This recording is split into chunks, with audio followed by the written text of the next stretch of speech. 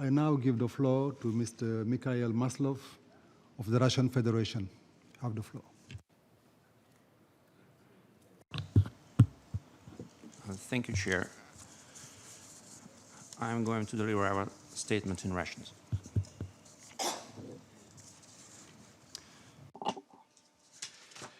Chairman, assisting the least developed countries and landlocked developing countries in achieving the goals and targets of Agenda 2030 must be at the center of the focus of the international community.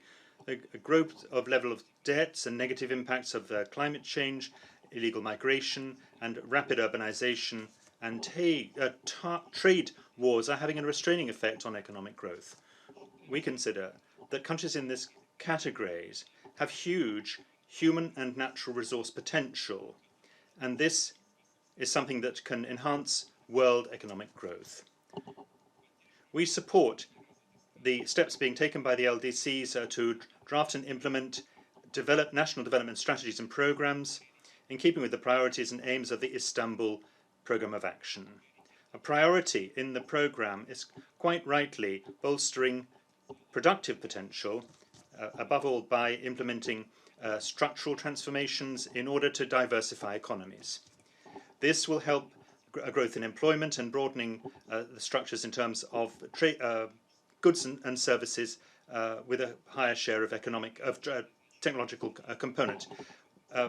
We give great attention to assisting LDCs. We welcome the fact that the 5th UN LDC conference is going to take place in 2021. We are implementing major socio-economic and humanitarian projects in various regions of the world, including in the area of education and healthcare.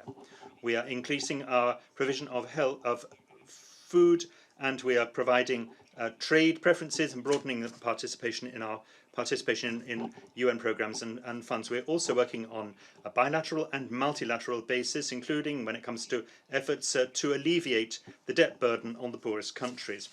Last year, international development projects were given $1.036 billion by the Russian government, and the overall level of debt which has been written off over the last 15 years for the poorest countries is $20 million.